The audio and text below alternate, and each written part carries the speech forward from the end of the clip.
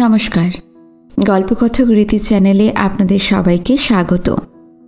বুদ্ধদেব গুহর হাজার দুয়ারি উপন্যাসের ৭ম পর্ব আজকে শুরু করব।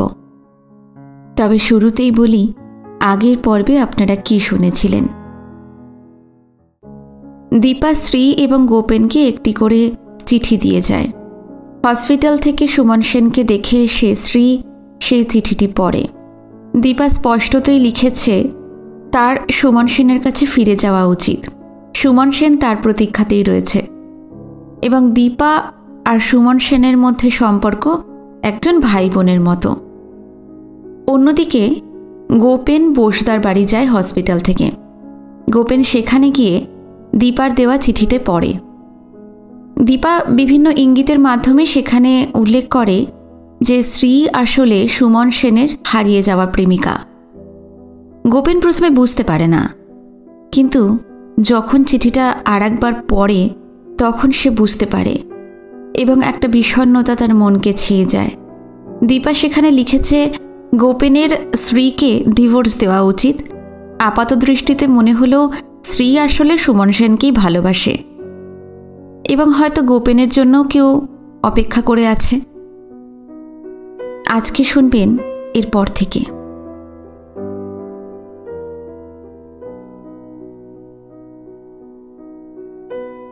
ও যে যাবে এই কথাটা বিকেলে যখন গা ধুতে গেল তখনও স্থির করেনি শ্রী। গা ধুতে ধুতেই ওর মনে এমন একটা প্রত্যয় জন্মালো যে সুমনের মায়ের কাছে তার এই মুহূর্তে থাকাটা খুবই দরকার। চান করে উঠে একটা সাদা শাড়ি পরল শ্রী। তাতে কমলা রঙা পাড়, কমলা রঙা মেগিয়া স্লিপের ব্লাউজ, কমলা টিপ পরল, সামান্য পারফিউম স্প্রে করল কানের লতির নিচে, বগলতলিতে, স্তনসন্ধিতে। কমলা রঙা যে ফুলটি ভরত তাকে রোজ এনে দেয় সন্ধেবেলায় তার কৈশোরের নৈবেদ্য হিসেবে, সেই ফুলটি গুঁজল খোপাতে। ভরত যখন সন্ধ্যের পরে ফুল এনে দেয় ওকে, তখন ভরতের চোখে কিছু একটা দেখে শ্রী। ফুল বড় খারাপ জিনিস। সন্ধেবেলাটাও খারাপ সময়। এই সময়টিতে সদ্য স্নাতা প্রসাধিতা সববয়সী নারী বিপজ্জনক। ভরসা এইটুকুই যে ভরত নিজে এখনো বিপজ্জনক বয়সে এসে পৌঁছয়নি, অথচ এই বয়সই উত্তীয়র বয়স। শ্রী যদি নরম করে বলে ভরতকে যে সে খুশি হবে যদি ভরত ছাদ থেকে নিচে লাফিয়ে পড়ে, তবে ভরত আগে পিছে বিবেচনা না করেই বিলক্ষণ লাফাবে। কিশোর বয়সী পুরুষের কাছে যুবতী নারীর শরীরের, সন্ধেবেলার হাওয়ার, ফুলের গন্ধের, চাঁদের আলোর, পাখির ডাকের যে গভীর অনুন্মোচিত রহস্য এবং সেই রহস্যর প্রতি যে তীব্র দিগ্বিদিক জ্ঞানশূন্য আকর্ষণ, তা চিরদিনই থেকে যাবে, পৃথিবী যতদিন থাকে। কম্পিউটার আর স্যাটেলাইটেরা মানুষের এই নিবিড় অন্ধ আনন্দে কোনোদিনও ভাগ বসাতে পারবে না, তাকে কোডিফাই করতে পারবে না। দুহাতের পাতাতে ফুল নিয়ে এসে জোর করে শ্রীকে নিবেদন করে ছাদের সুগন্ধি প্রায়ান্ধকর জায়গায় দাঁড়িয়ে ভরত বলল, আর কি করব বৌদি? এখানে ট্যাক্সি কোথায় ভাড়া পাওয়া যায় জানিস? জানি না, তবে ভানু মহাপাত্র দোকানে জিজ্ঞেস করলেই ওরা বলে দেবেন। ঠিক বলেছিস, একটা ট্যাক্সি আনতে পারবি ভালো দেখে? কোথায় যাবে? টাউনশিপে যাব এবং আসব। দাঁড়িয়ে থাকতে হবে সেখানে কিছুক্ষণ। আর কত ভাড়া নেবে জিজ্ঞেস করবি। ভালো ট্যাক্সিওয়ালা মানে সুন্দর দেখতে? না রে, ভালো ট্যাক্সিওয়ালা মানে যে মাতাল টাতাল নয়, গুন্ডা টুন্ডাও নয়, ভদ্র সভ্য, বিচ্ছিরি গন্ধের বিড়ি খায় না, এই রকম। বিড়ি খায় না তো সিগারেট খাবে? সিগারেট খেলেও যেন আজে বাজে ব্র্যান্ড না খায়, ওই চামড়া পোড়া গন্ধ যেন না থাকে। দেখি, এত কিছু দেখে শুনে ট্যাক্সি কি আনতে পারবো? সন্ডা গুন্ডা হলে তোকে কিন্তু যেতে হবে আমার সঙ্গে। আমাকে বাঁচাবে কে? কেউ যদি খারাপ হয়? কত রকম লোক আছে তো, তার উপর রাতের বেলা। আমি তোমাকে বাঁচাবো বৌদি। আমার লাঠিটা নিয়ে যাব। নুয়াগড়ের কাছের উঁচু পাহাড়ের ওপর থেকে আমার দাদু বাঁশ কেটে এনে নিজের হাতে আমাকে বানিয়ে দিয়েছিলেন। এ লাঠি যার মাথাতে পড়বে সেই আলো বাপ্পালো, বলে চিৎপটাং হবে। তোমার সেই কবিতার মতো, হলদে সবুজ ওরাং ওটাং ইঁট পাটকেল চিৎপটাং। যা ভরত, আর দেরি করিস না। দাদাবাবু যদি ফিরে আসেন আমরা যাওয়ার পরে? এলে আসবেন, দাদাবাবুর কাছে তো একটা চাবি থাকেই। তবু এসে অবধি আপনি তো একদিনের জন্য এমন করে যাননি। দাদাবাবু যদি চাবি নিতে ভুলে গিয়ে থাকেন? হয়তো আমি জানবো কি করে বলতো? আর তাছাড়া সময়ও বেশি নেই, গেলে তাড়াতাড়ি যা। আচ্ছা, যাই তাহলে। ভরত যখন ট্যাক্সি নিয়ে এলো, ভানু মহাপাত্রই ফোন করে ঠিক করে দিয়েছিলেন। এখানের মানুষেরা অত্যন্ত কোঅপারেটিং, ভদ্র। ব্যতিক্রম হয়তো সব জায়গাতেই থাকে, কিন্তু শ্রী এখানে এসে অবধি কলকাতার সঙ্গে এখানের যে মস্ত তফাৎ, এইসব ব্যাপারে তা ভালো করেই বুঝতে পারছে। ট্যাক্সিওয়ালা ভাড়া অনেক চাইল, কিন্তু শ্রীর যতখানি তাড়া ছিল সে তুলনাতে ভাড়াটা কিছুই নয়। তার উপরে ভানু মহাপাত্রর চেনা ট্যাক্সি। চলি রে ভরত। বারে, আমি যাব না, তুমি একা যাবে? বললে যে সঙ্গে যেতে হবে। লাঠি হাতে এসে ভরত দাঁড়ালো। তাহলে চল। ট্যাক্সিটা স্টার্ট করতেই বুঝতে পারল যে কাজটা ভুল হলো। এই সময়ে এবং ভরতকে সঙ্গে নিয়ে বেরোনোটা অত্যন্তই অন্যায়। কিছু কিছু অন্যায় থাকে যা করার মুহূর্ত থেকেই নিজেকে পীড়া দিতে থাকে, অপরাধ বোধে জর্জরিত করে নিজেকে, অথচ ফিরে যাবার বা তা থেকে নিজেকে নিবৃত্ত করার কোনো তাগিদ অথবা উপায়ই থাকে না। শ্রী বুঝল যে আজ রাতে ও সেই ধরনেরই কোনো অন্যায় করছে। ম্যানেজিং ডিরেক্টরের বাংলোর বিরাট কম্পাউন্ড, মস্ত বাগান, নুড়ি বিছানো পথ, উঁচু লোহার গেট, তার সামনে দুজন সিকিউরিটির লোক। একজোড়া মার্কারি ভেপার ল্যাম্প জ্বলছে, তাদের খয়েরি রঙা আলোয় পুরো বাগান আর গেট আর সাদা বাংলোটাকে কেমন অলৌকিক বলে মনে হচ্ছে। সিকিউরিটির লোকেরা প্রথমে যেতে দিচ্ছিল না। শ্রী তার স্বামীর পরিচয় দেওয়াতে এবং সুমনের মায়ের সঙ্গে দেখা করার কথা বলাতে তারা স্যালিউট করল। শ্রীর মনে হলো একজন কৌতূহলী সিকিউরিটি গার্ড মাথা নিচু করে শ্রীকে একটু ভালো করে দেখেও নিল। সে দেখার রকমটা অন্য। মেয়েরাই একমাত্র জানে পুরুষের দেখার কত রকম হয়। বাংলো সিঁড়ির সামনেও আবার সিকিউরিটি গার্ড। এইসব নতুন হয়েছে বলেই মনে হলো। ভরত বলল, আমি একবার 1 নাম্বার বাংলা দেখতে এসেছিলাম বাবার সঙ্গে। তখন গেটে শুধু একজন দারোয়ানই ছিল, তাও রাইফেল ছিল না, হাতে লাঠি ছিল। শ্রীর মনে হলো প্লেন ড্রেসে আশেপাশের পুলিশের লোকও আছে নিশ্চয়ই। বাংলোটার নাম 1 নম্বর? হ্যাঁ, 1 নাম্বার সাহেব থাকেন, তাই 1 নাম্বার। সাদা রঙা উর্দি পরা একজন বেয়ারা এসে বলল, কার কাছে এসেছেন আপনি? সাহেব তো হাসপাতালে, আপনি জানেন না? শ্রী একটুক্ষণ চুপ করে থেকে বলল, মা কি আছেন? কার মা? এমডির মা। আছেন, কিন্তু উনি তো এই সময় কারোর সঙ্গে দেখা করেন না। আপনার নাম কি বলবো? বলবেন শ্রী এসেছে। শ্রী? হ্যাঁ। দেখছি, আপনারা বসুন। বলেই মস্ত বসবার ঘরে নিয়ে গিয়ে বসালো লোকটি। একতলার বারান্দাতেও দিব্যি বসা যেত। চমৎকার সাদা রঙা সব বেতের চেয়ার, প্যাস্টেল কালারের বিভিন্ন হালকা শেডের স্ট্রাইপড কভার, ধপধপে সাদা মার্বেলের মেঝের পটভূমিতে ভারী সুন্দর দেখাচ্ছে। রট আয়রনের রাউন্ড টেবিল, দুদিকে দুটো, উপরে গ্লাস টপ, তাতে রোজেনথালের হালকা বেগুনি রঙা ফুলদানিতে ফিকে গোলাপি গোলাপ সাজানো। গার্ড বলল, এই বাংলা বালা সাহেবই বানিয়েছিলেন, আগের বড় সাহেব। সেন সাহেব শুধু সাজিয়ে গুছিয়ে নিয়েছেন। ওই দেখুন, বাগানের বড় বড় গাছের মধ্যে একটি ছোট্ট কুঁড়ে ঘর, তার পাশে দোলনা। সেন সাহেব ওইখানেই বেশি সময় থাকেন। অতিথি এলে তবে এতে আসেন। এখন মা আছেন।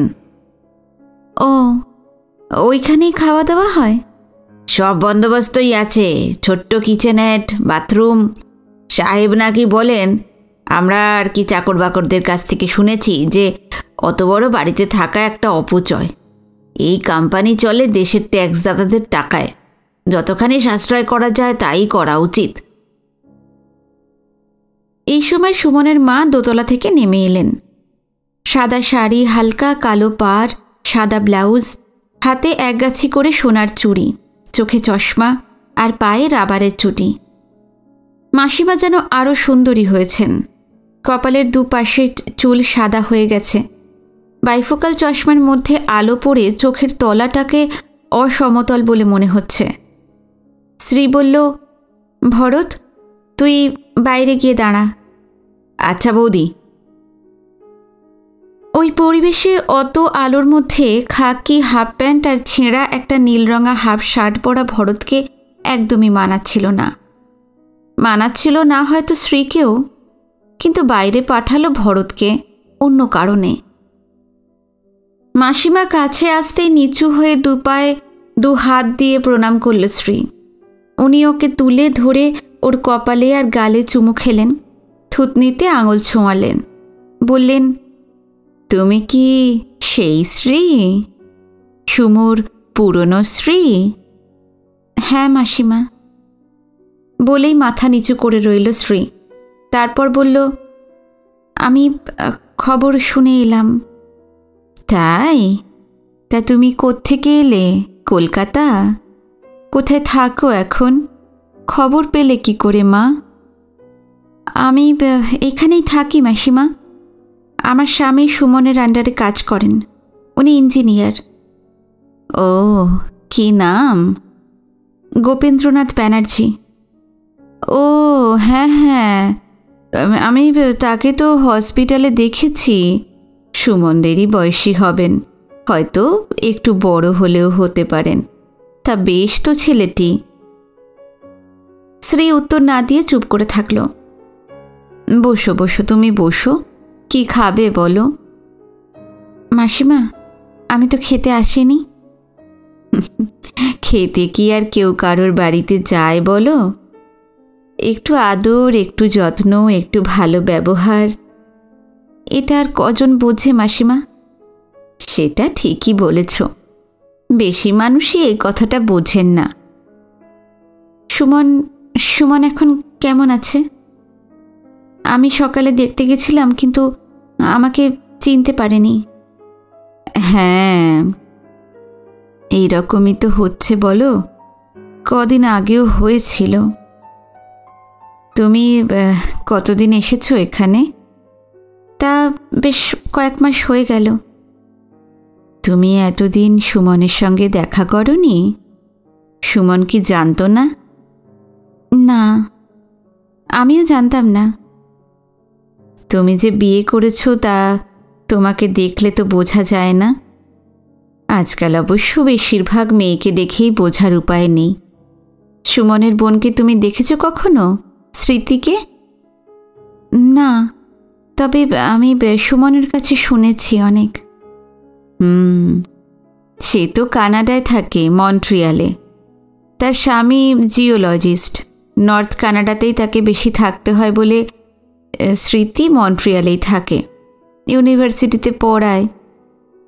যে জন্য বলা, ও কিন্তু পুরোপুরি বাঙালি রয়ে গেছে। কোমর সমান চুল, সিঁথিতে চওড়া করে সিঁদুর দেয়, শাড়ি পরে, হাতে শাখা চুড়ি। খুব ভালো, খুব ভালো কথা। তোমার কি ছেলে মেয়ে আছে শ্রী? নেই। ক বছর হয়েছে বিয়ের? এই 8-9 বছর হলো। এতদিন হয়ে গেছে? হ্যাঁ। তা সুমনকে কিছু বলবো মা? না, কি আর বলবেন, আমি এসেছিলাম, প্রার্থনা করছি। প্রার্থনা করছো? হ্যাঁ।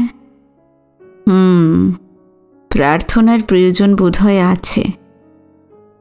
জানি না আমার ছেলেটার কি হবে। ভালো হয়ে উঠবে দেখবেন। গান টান কি তুমি একেবারেই ছেড়ে দিয়েছ? ওই প্রায় আর কি। কেন? ভালোবেসে শোনার লোক না থাকলে গান টান হয় না মাসিমা। এ একেবারেই বাজে কথা শ্রী। গান গাইবে নিজেরই জন্যে। গানের মতো জিনিস কি আর আছে? এত আনন্দ, এত শুদ্ধি আর কিছুতেই হয় না। এমনকি ছবি আঁকাতেও নয়।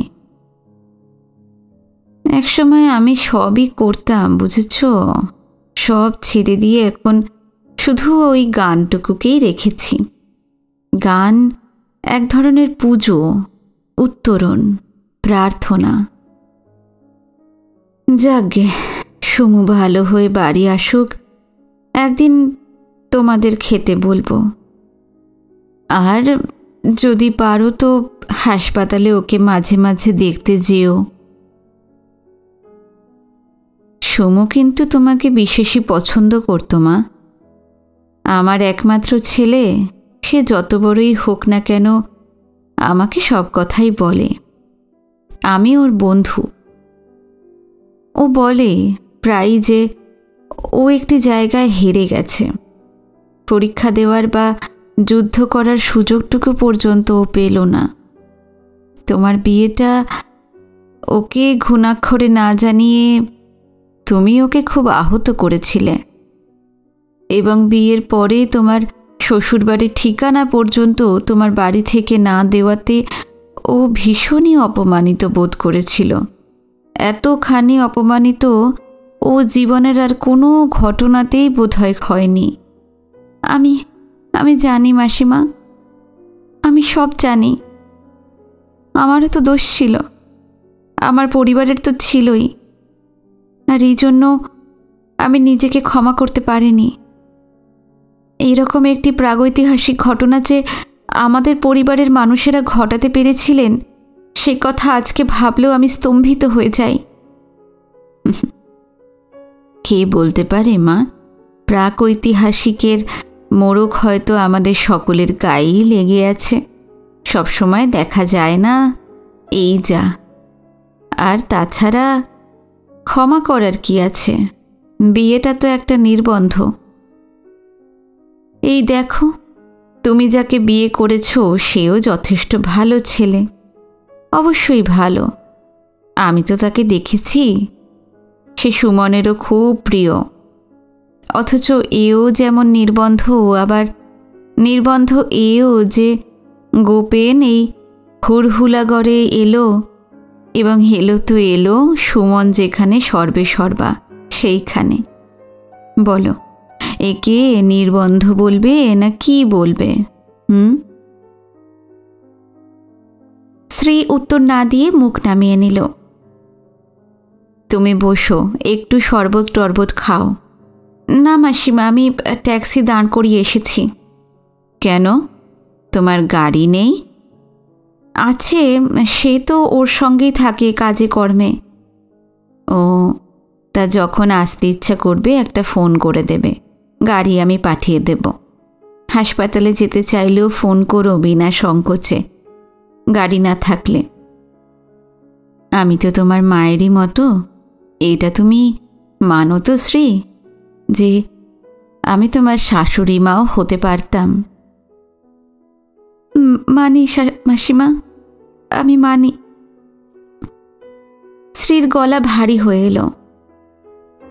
আমি আজ চলি, আবার পরে দেখা করব আপনার সঙ্গে।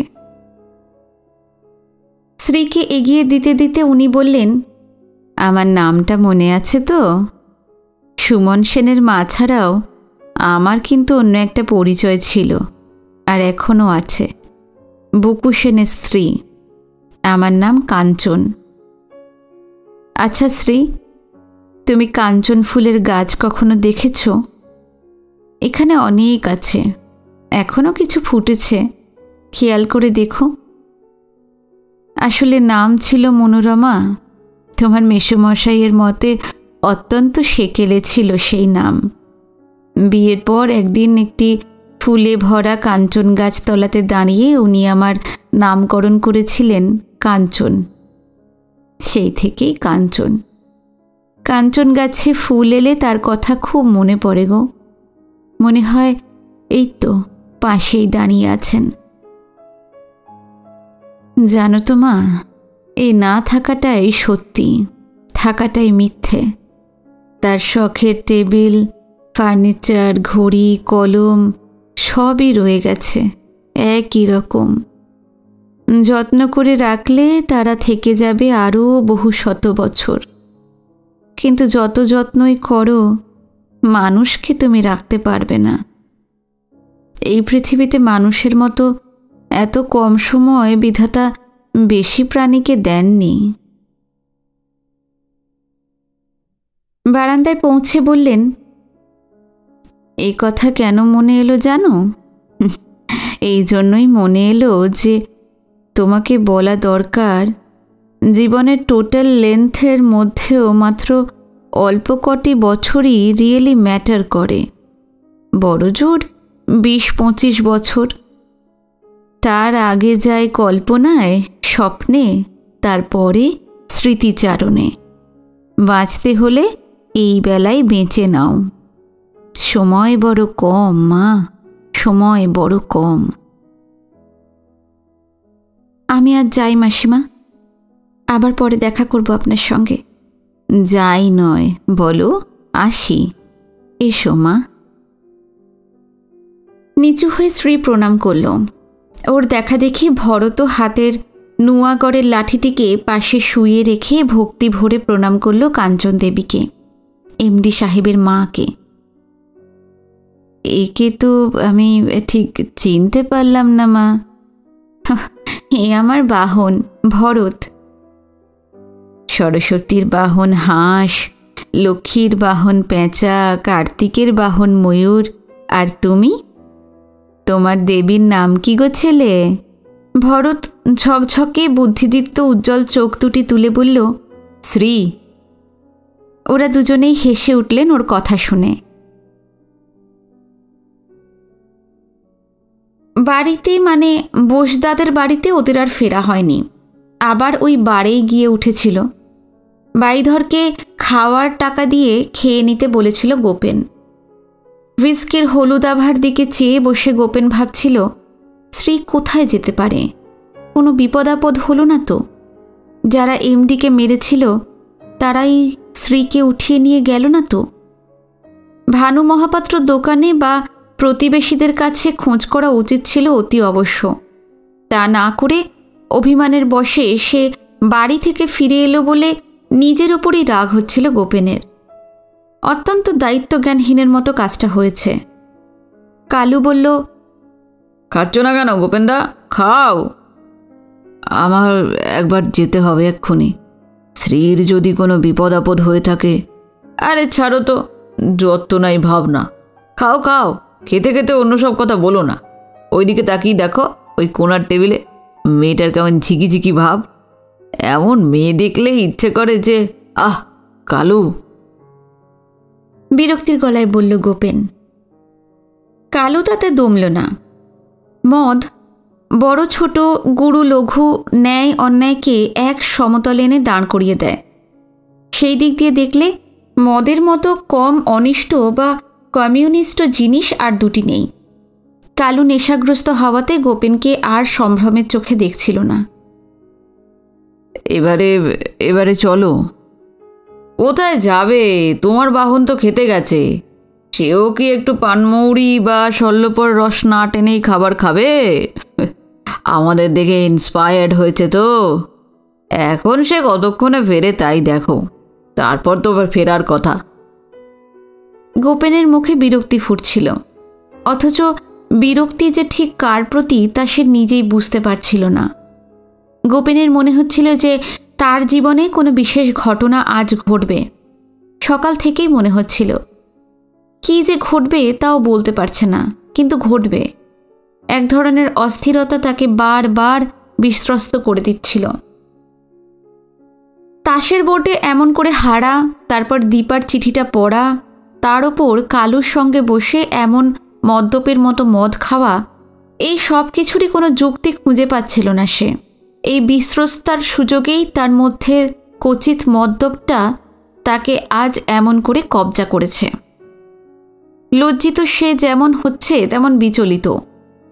দীপার চিঠিটার কথা বারবার তার মনে পড়ছে এবং আশ্চর্য দীপার ঝকঝকে সুশ্রী উজ্জ্বল দীপ্ত চোখ দুটির কথাও। আর আশ্চর্য এই যে স্ত্রীর কথা একবারও মনে পড়ছে না। সম্পূর্ণ বিনা কারণেই নিজের স্ত্রীর প্রতি এক ধরনের বিরূপতা বোধ করছে ও। আজকে কালুই বা এমন করে তার সঙ্গ ধরল যে কেন, তারও কোনো ব্যাখ্যা সে খুঁজে পাচ্ছে না। এইসব ব্যাখ্যাহীনতার মধ্যে দিয়ে একটি অস্পষ্ট ব্যাখ্যা তার মনে উঁকি মেরেই পালিয়ে যাচ্ছে। উঁকি মারার সঙ্গে সঙ্গেই সে অত্যন্ত মথিত ও উত্তেজিত বোধ করছে। আর উঁকি মেরে পালিয়ে যাওয়ার পরই আবার এক ধরনের ভোঁতা স্বস্তিতে জুবুথুবু হয়ে যাচ্ছে। এখন রাত প্রায় 12টা বাজে। লাস্ট ড্রিঙ্কের অর্ডার নিয়ে গেছে বেয়ারা। এবারে বার বন্ধ হবে।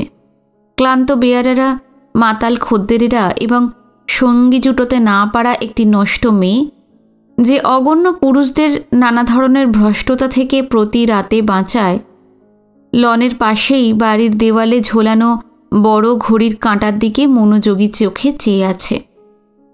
এক চুমুকে বটমস আপ করে গোপেন বলল, এবার চলো। কালুও বলল, হ্যাঁ চলো। এবারে যখন গোপেনের বাড়ির সামনে গিয়ে জিপটা পৌঁছালো, তখনও বাড়িতে কোনো আলো দেখা গেল না প্রথমে।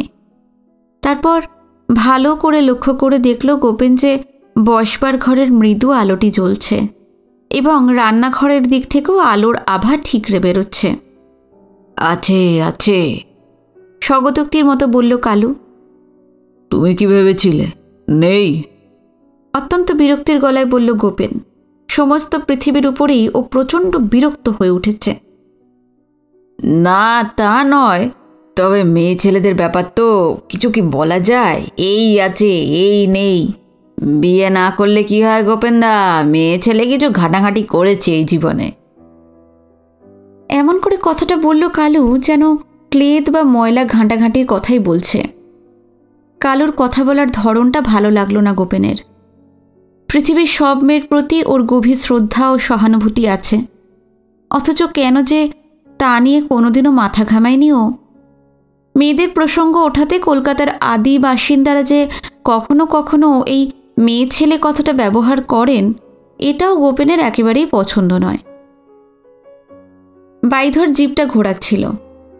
টেইল লাইটটার লালের ঝলক দেখিয়েই জিপটা মিলিয়ে গেল টাউনশিপের দিকের পথের বাঁকে। বাইধরকে ও যে আজ এত রাত অবধি আটকে রেখেছিল, সেই কারণে কোনো অপরাধও বোধ করল না। দরজার সামনে গিয়ে পৌঁছাবার আগেই ভরত এসে দরজা খুলে দিল। দেখে মনে হলো বোধহয় ঘুমিয়ে পড়েছিল। কোথায় গেছিলি তোরা?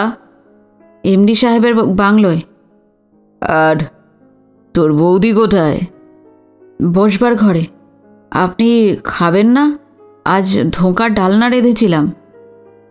না, তুই শুয়ে পড়। বৌদি তো এখনো খাননি। কেন? আপনি আসেননি। ঢং। ভরত গোপেনের এই ভাবান্তরে একটু অবাক হল। গোপেনকে এই অবস্থাতে আগে কখনোই দেখেনি। গোপেন সোজা হয়ে দাঁড়াতে পারছিল না। রেলিং ধরে ধরে কোনো ক্রমে দোতলায় উঠে এসেছিল। ভরত চলে গেল সামনে থেকে। বসবার ঘরে বসে শ্রী একটি বই পড়ছিল। মুখ তুলে বলল, কি ব্যাপার, আজ এত দেরি? কোথায় কাটালে সারাদিন আর রাতের আধখানা? তুমি কোথায় গেছিলে সে কথা আগে শুনি। একবার এসে তো ফিরে গেলাম। এরকম না বলে কয়ে উধাও হয়ে যাবার মানে কি? হ্যাঁ, আর ভরতকেও সঙ্গে নিয়ে গেলে কোন আক্কেলে? শ্রী জবাব না দিয়ে চুপ করে রইল। কি হলো, কথা বলছো না যে? খুব স্বাধীন হয়ে গেছো দেখছি। পরাধীন তো কখনো ছিলাম না। স্বাধীনতার প্রমাণ কখনো দাখিল করিনি বলেই কি ভেবেছিলে আমি পরাধীন? এর আগে হয়তো সেই প্রমাণ দাখিল করার প্রয়োজন হয়নি। সুমন সেনের বাড়িতে গেছিলে কেন? হ্যাঁ, ওর মায়ের সঙ্গে দেখা করতে। হঠাৎ? হঠাৎ আবার কি, ছেলের অমন অবস্থা, মায়ের সঙ্গে সেই জন্যই দেখা করার প্রয়োজন মনে করেছিলাম। আমাকে ডিঙিয়ে লাফিয়ে যাবার কি দরকার ছিল? আমাকে বললে তো আমি নিয়ে যেতাম। আমাকেও তো উনি চেনেন। তাই তো বললেন। তবে আমার সঙ্গে বহুদিনের চেনা জানা তো, তুমি সঙ্গে থাকলে উনি নিজেকে খুলতে মেলতে পারতেন না। তোমার সঙ্গে বহুদিনের চেনা জানা? কতদিনের চেনা? বহুদিনের। তাহলে তুমি সুমন সেনকে চিনতে? হ্যাঁ। এতদিনে তাহলে এত নাটক করলে আমার সঙ্গে কেন? নাটক করলাম? তাছাড়া কি? নাটক করছি ভেবে আমি নাটক করিনি। আমি আগে জানতাম না যে ওকে আমি চিনি, মানে এই সুমন সেনই। ন্যাকামি করার জায়গা পাওনি? হ্যাঁ। শ্রী গোপেনের মুখ চোখের ভাব এবং ভাষাতে স্তব্ধ হয়ে গেল। গোপেনের অনেকই অপূর্ণতা ছিল, কিন্তু তার মধ্যে অভদ্রতা ছিল না। চুপ করে চেয়ে রইল শ্রী গোপেনের মুখে। গোপেন আবার বলল, সব ব্যাপার খুলে বলো, খুলে বলো সব ব্যাপার, নইলে কিন্তু ভালো হবে না বলে দিচ্ছি। শোনো, তুমি আজ অসুস্থ, আজকে চান করে খেয়ে শুয়ে পড়ো, কাল কথা হবে, কাল সব বলবো। তুমি আজকে সব শুনলেও তুমি বুঝতে পারবে না, কিছুই বুঝতে পারবে না। তুমি অপ্রকৃতিস্থ আছো। অপ্রকৃতিস্থ বলেই গোপেন শ্রীর কাছে এগিয়ে এসে ওর হাত দুটি চিতার থাবার মতো শ্রীর দু কাঁধে রেখে বলল, আমি এক্ষুনি শুনবো, বলো, এক্ষুনি শুনবো। না, এখন আমি কিছুই বলবো না। এমন অভদ্র মানুষের সঙ্গে আমার কোনো কথা নেই। তুমি তো কোনোদিনও এমন ছিলে না গোপেন। কি জানি, হয়তো ছিলাম না। তুমি আমাকে এমন করেছো। প্রত্যেক পুরুষই অভদ্র। কেউ কেউ ভদ্রতার মুখোশ পরে থাকে, তেমন সংকটে পড়লেই সেই মুখোশ খুলে ফেলে, সহজেই খুলে পড়ে। তোমার ভদ্রতাও তার মানে মুখোশ ছিল? হ্যাঁ, মুখোশ ছিল। মুখোশের ভারে আমার মুখ কেটে গেছে। আজকে নিজের মুখ দেখা ও দেখানোর সময় এসেছে। দেখো, কিন্তু দেখাবার প্রয়োজন নেই কোনো। এই কথাটা বলতেই ঠাস করে এক চড় মেরে দিল গোপেন শ্রীর গালে। স্তম্ভিত হয়ে গিয়ে শ্রী উঠে দাঁড়িয়ে বলল, ছোট লোক? আমি ছোট লোক? হ্যাঁ, তুমি একটা নোংরা মেয়ে, বাজে বাজে নষ্ট মেয়ে। Enough is enough, it's really enough. Gopen টলতে টলতে শোয়ার ঘরের দিকে চলে গেল, এবং গোপেন চলে যেতেই গুটি গুটি ভরত ঢুকল এসে ঘরে। সমব্যথীর চোখে তাকালো শ্রীর মুখে। ভরতের দু চোখ জলে ভরে এলো। এতক্ষণ গোপেনের এমন ব্যবহারেও শ্রীর মুখে তেমন কোনো বৈকল্য ঘটেনি, কিন্তু ভরতের চোখের জল শ্রীকে অভিভূত করল। বড় বড় চোখের পাতা ভিজিয়ে ফোঁটা ফোঁটা জল গড়িয়ে গেল শ্রীর গাল বেয়ে। শ্রী ভরতকে বলল, কি হলো? কাঁদবার কি হয়েছে? হ্যাঁ, কাঁদবার কি হয়েছে? ভরত ভাবল শ্রী নিজের দুঃখেই কাঁদছে, কিন্তু শ্রী জানত যে গোপেনের দুঃখের কাছে তার নিজের দুঃখটা কিছুই নয়। সত্যি কথা বলতে কি, তার দুঃখের চেয়ে সুখের মাত্রা অনেকই বেশি ছিল, এবং সেই কারণেই গোপেনের কথা ভেবে তার দুঃখ হচ্ছিল। হঠাৎ করে শ্রী বুঝল যে তাদের দাম্পত্য সম্পর্কটা এমনিতেই শীতের দিনের বিলের মতো নিস্তরঙ্গ ছিল। তাতে সূর্যোদয়, সূর্যাস্ত, চাঁদ আর তারারা প্রতিবিম্বিত হয়ে তাকে চরিত্র দান করেছিল। হয়তো এমনিতে তার নিজস্ব চরিত্র বলতে কিছু ছিল না, কিন্তু ঝড় যখন উঠল তখন শান্ত নির্লিপ্ত দাম্পত্য চেহারাটা আমূল বদলে গেল। সেই শান্ত মাধুর্যে বহু বছর অভ্যস্ত থাকার পর তার ভয়াবহ অচেনা রূপে দুপক্ষই চমকে উঠল।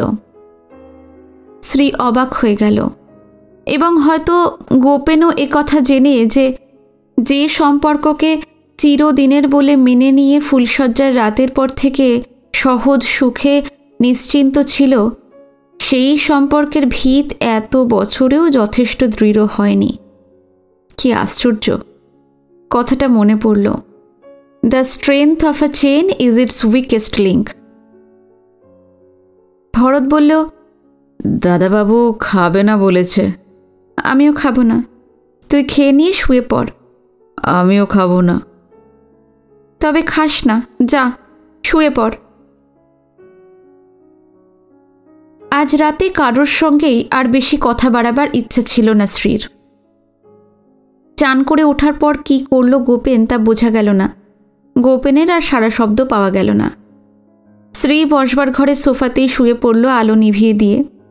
ঘরের আলো নিভতেই বাইরের আলোর আভা ধীরে ধীরে ঘরকে ভরে দিল। পাখাটা নিভিয়ে দিতেই গভীর রাতের নিজস্ব সব অস্ফুট শব্দ বাইরে থেকে এসে ঘরের দখল নিল। নীরের পাখির নড়াচড়ার ডানা ঝাপটানোর শব্দ, দূরের কুয়োতলির বালতি এবং জলের শব্দ, রাতের শব্দের সঙ্গে রাতের গন্ধও এসে ঘর একেবারে ভরে দিল। হরহুলাগড় স্টেশনের ইয়ার্ডে মালগাড়ি শান্টিংয়ের আওয়াজ রাতের নিস্তব্ধতাকে মথিত করে হুড়গুম দুর্গুম শব্দ করে উঠল। তেমনই শব্দ শুনল শ্রী তার নিজের বুকের মধ্যেও। নৈশব্দ শব্দ শব্দর চেয়ে অনেক বেশি প্রকট হল। সুমনের মুখটা ভেসে উঠল ওর চোখের সামনে এবং পরক্ষণেই গোপেনের মুখও।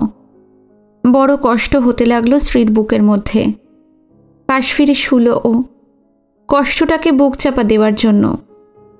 কিন্তু সোফাতে পাশ ফিরে স্বচ্ছন্দ হবার মতো যথেষ্ট জায়গা ছিল না, তাই আবার চিত হয়ে শুল।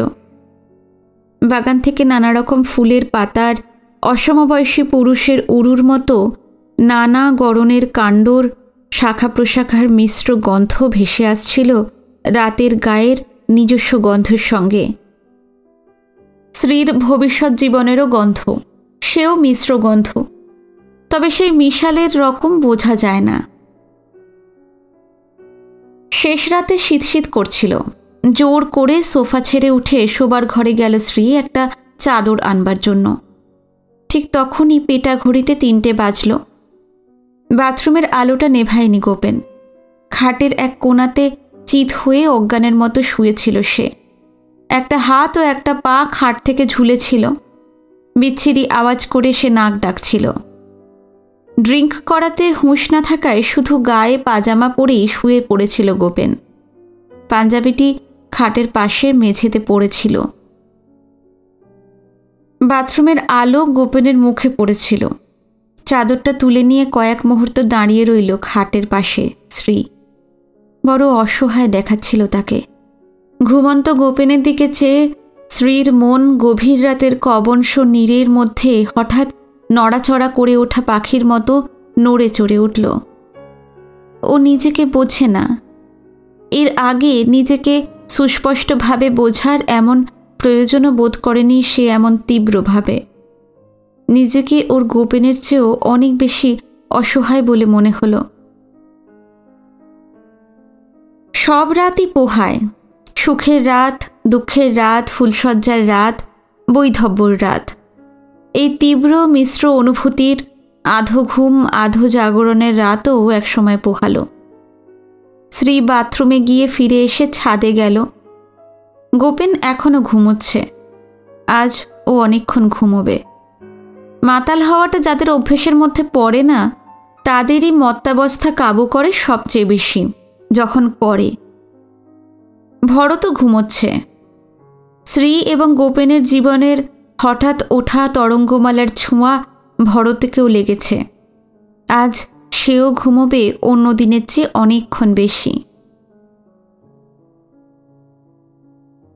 পারিজাবাবু বললেন, আজকে কি হাসপাতালে যাবেন না স্যার?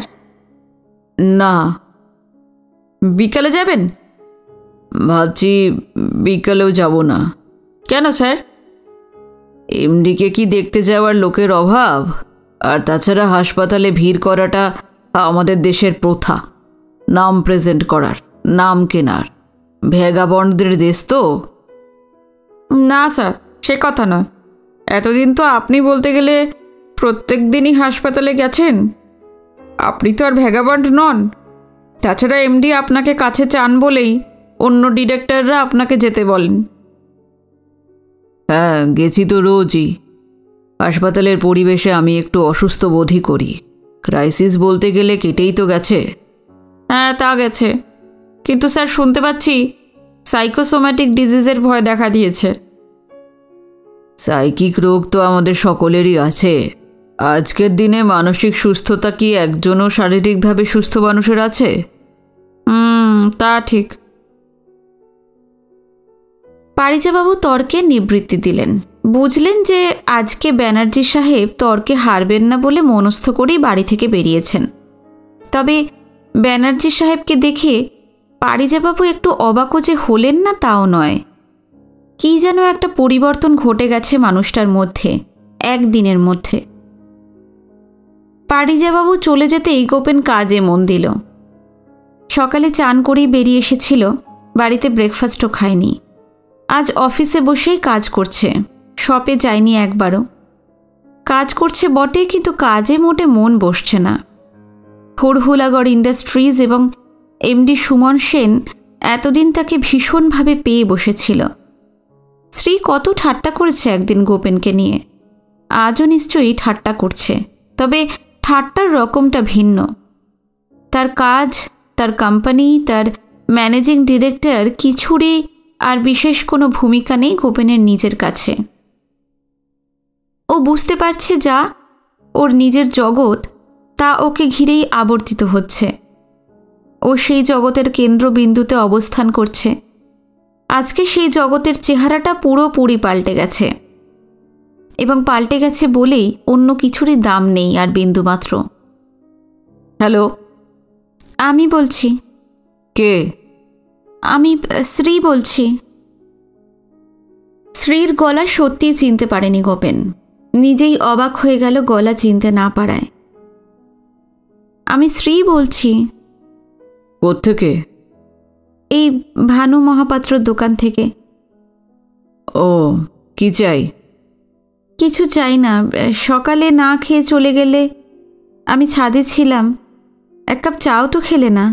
জিপ নিয়ে বাইধর এসেছে, আমি তাকে বসিয়ে রেখেছি। কেন? আমি একটু হাসপাতালে যাব সুমনকে দেখতে। ওকে নিয়ে যেতে পারি কি? 12টা 12:30 নাগাদ বাড়ি ফিরেই তোমার কাছে পাঠিয়ে দিলে হবে তো? হাসপাতালে যাবে একা? একা কেন? ওখানে তো কত লোকই থাকবেন। সুমনের মাও থাকবেন, তিনি বলেছেন যেতে। গেলে যাবে, আমাকে জিজ্ঞেস করছো কেন? আমার অনুমতির দরকার আছে কি আর কোনো? নিশ্চয়ই নেই। আমি তো আর কিন্ডারগার্টেনের ছাত্রী নই। তোমার গাড়িটা আটকে রাখবো, তোমার অসুবিধা হবে কিনা সেই কথাই শুধু জিজ্ঞেস করছিলাম। তোমার গাড়ি না পেলেও আমাকে যেতে হবে। মাসিমা বলেছিলেন, বললেই তিনি গাড়ি পাঠিয়ে দেবেন। এই মাসিমাটিকে? সুমনের মা, তার নাম কাঞ্চন। ও, তাহলে তাকেই বলো না গাড়ি পাঠিয়ে দিতে। ঠিক আছে, তাই বলবো। তবে বাইধরের সঙ্গে হাসপাতালে পৌঁছেই তোমার কাছে ওকে পাঠিয়ে দেব। কাল থেকে ওকেই বলবো গাড়ি পাঠাতে, তোমাকে আর বিরক্ত করব না। শ্রী আরও কিছু বলতে যাচ্ছিল, কিন্তু অসহিষ্ণু গলায় ঠিক আছে বলেই রিসিভারটা নামিয়ে রাখল গোপেন। ফোনটা আবার বাজল। হ্যালো, আমি শ্রী বলছি। ফোনটা অমনভাবে রেখে দিলে কেন? কাল রাতের অভদ্রতা, অসভ্যতা সহ্য করেছি বলে মনে করো না যে আমি বারবার সেটা করব। আবারও গোপেন রিসিভারটা নামিয়ে রাখল, এবার আরও জোরে ঘটাং শব্দ করে। আবারও ফোনটা বাজল। দাঁতে দাঁত চেপে চিলের মতো ছোঁ মেরে রিসিভারটাকে তুলে খুব গম্ভীর গলায় গোপেন বলল, হ্যালো গোপেনদা, আমি কালু বলছি। ও বল। এই কালুর জন্যই কাল ড্রাঙ্ক হয়ে গেছিল গোপেন এবং শ্রীকে চড় মেরেছিল। তার ভিতরের অন্য এক অজানা গোপেন বেরিয়ে পড়ে বড়ই মুশকিলে ফেলেছিল গোপেনকে। হাসপাতালে যাবে না? না। কেন, কি হলো? বৌদির সঙ্গে রাগারাগি করেছ বুঝি? কাজের কথা থাকলে বল। এই তো কাজের কথা। এই মনে হচ্ছে রাগারাগি করেছ। আজকে আমি লাঞ্চের সময় অবধি কারখানা করে ছুটি নিচ্ছি। কেন? এমনি, কাজ করতে ভালো লাগে না। সুমন সেনের নামের জন্য অনেক করেছি। কোন পাবলিক সেক্টর কোম্পানিতে এত কাজ করে লোকে? হ্যাঁ, বেশিরভাগ কোম্পানিতেই তো কোটি কোটি টাকা লস। আর আমরা যে এত প্রফিট করে দিচ্ছি, তাতে আমাদের কী লাভ? তুই তো রমেন পালের মতো কথা বলছিস দেখছি। তুইও কি ওদের সঙ্গে ঘোঁট পাকাচ্ছিস? হুহ, সেটা পাকাতে চাইলে আমি একাই পারি, কারোর সঙ্গই দরকার হয় না। তবে ব্যাপারটা নিয়ে একটু ভাবা দরকার। সেন সাহেব চোখের সামনে থাকলে এই চিন্তা মাথায় আনাও মুশকিল ছিল, কিন্তু কথায় বলে না, out of sight out of mind. তাই এখন ভাবছি আমরা সকলে সেন সাহেবের স্পেলের মধ্যে আছি, ঘোরের মধ্যে, ওর বশীকরণ মন্ত্রে বশীভূত। তুমি কি বলো? আমি আর কি বলবো, কাজ তো মানুষে নিজের আত্মসম্মানের জন্যই করে বলে জানতাম। কাজ যারা করে না অথচ মাইনে নেয়, তারা মানুষই নয়। নিজের সন্তুষ্টির জন্যই কাজ করি আমি, সুমন সেনের জন্য নয়। আচ্ছা, ভেবে দেখো আমার কথাটা। আমি লাঞ্চের সময় বেরিয়ে যাব চামুণ্ডী মন্দিরে। বহুদিন যাইনি তো। হঠাৎ? এমনি মনটা বড় উচাটন হয়েছে। কেন? মাঝে মধ্যেই আমার হয় এরকম, কি যেন কামড়ায় আমাকে। নিজের বেয়ারিং কারেক্ট করার সময় আসে। গোপেন চুপ করে রইল। কালু আবার বলল, হাবিব থেকে কাবাব পরোটা নিয়ে নেব, ভটকার বোতল নেব। ওখানে মন্দিরে কাবাব পরোটা আর ভটকা খাবি তুই? আরে মন্দিরের মধ্যে কে ঢুকছে? আমি ওসব ভগবান ভগবান মানি না। মন্দিরের মধ্যে কি আছে জানি না, আর জানতেও চাই না। তবে মন্দিরের চারপাশের বন পাহাড়ের দৃশ্য অতি চমৎকার। একটা ঝর্ণাও আছে।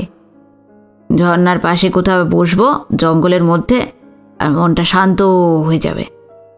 বড় শান্তি বনে জঙ্গলে, বড় বড় গাছের নিচে। জানো গোপেনদা, মাইরি বলছি।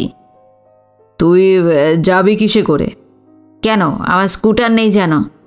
আর খেয়ে দে স্কুটার চালিয়ে ফিরবি, উল্টে মরবি পাহাড়ি পথে। আর কি করব?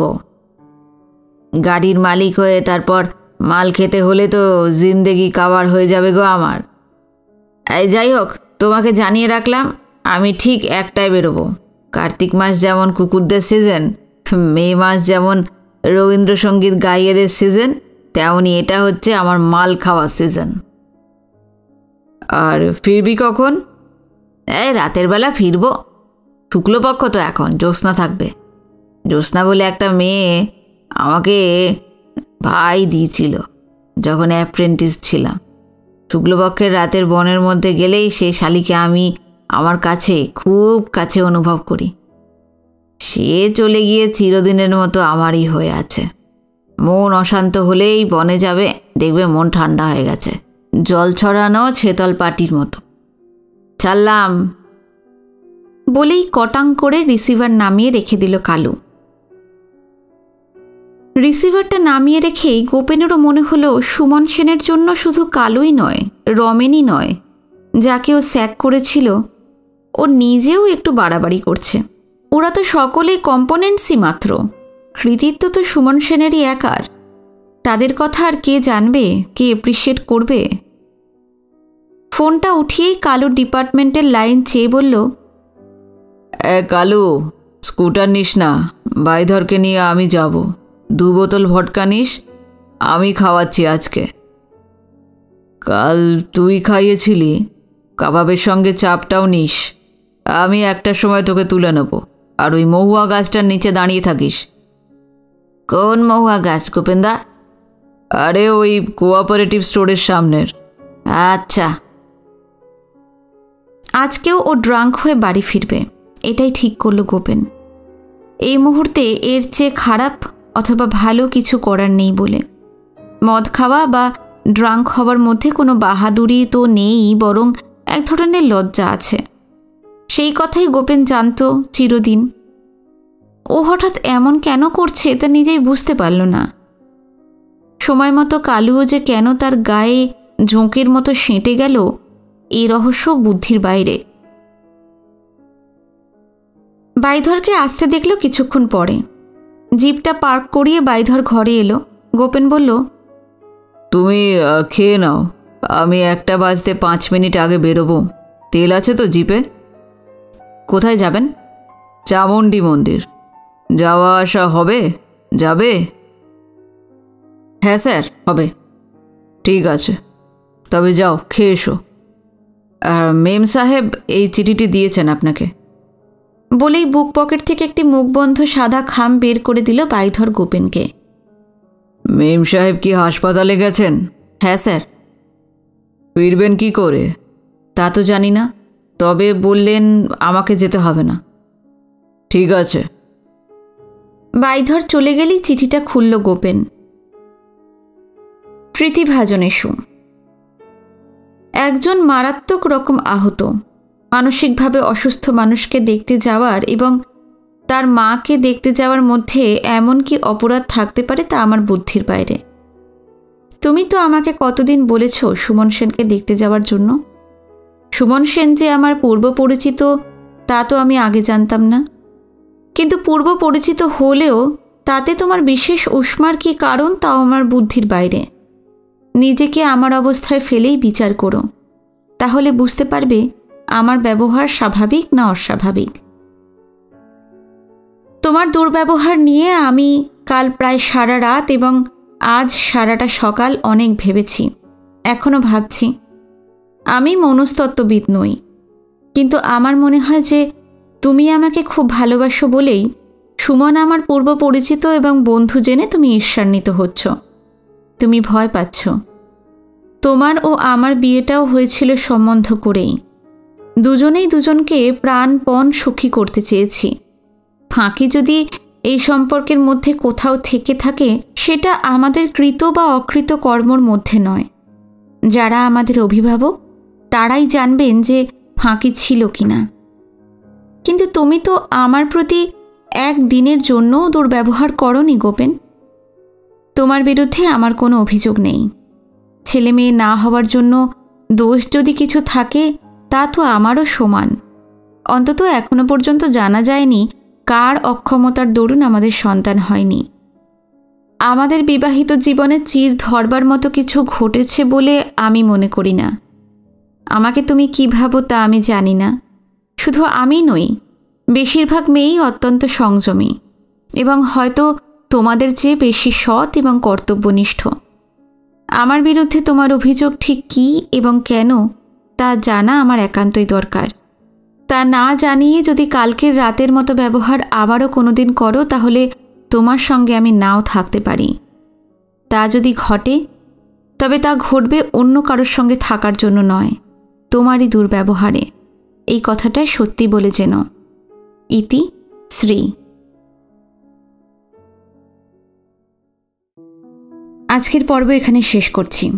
আজকের পর্ব ভালো লাগলে আপনারা অবশ্যই জানাবেন আমাকে। আগামী পর্ব অন্তিম পর্ব হবে এই উপন্যাসের। অন্তিম পর্ব নিয়ে খুব শিগগিরই ফিরে আসছি। আজকে যারা নতুন এসেছেন, আমার উপন্যাস পাঠ যদি আপনাদের ভালো লেগে থাকে চ্যানেলটি অবশ্যই সাবস্ক্রাইব করবেন। বুদ্ধদেব গুহর আগেও আমি অনেক উপন্যাস পাঠ করেছি। ওনার বিখ্যাত উপন্যাস মাধুকরী পাঠ করেছি। যদি শুনতে ইচ্ছা হয় তাহলে প্লেলিস্টে গিয়ে শুনতে পারেন। আজকে এই পর্যন্তই। নমস্কার, সবাই ভালো থাকবেন।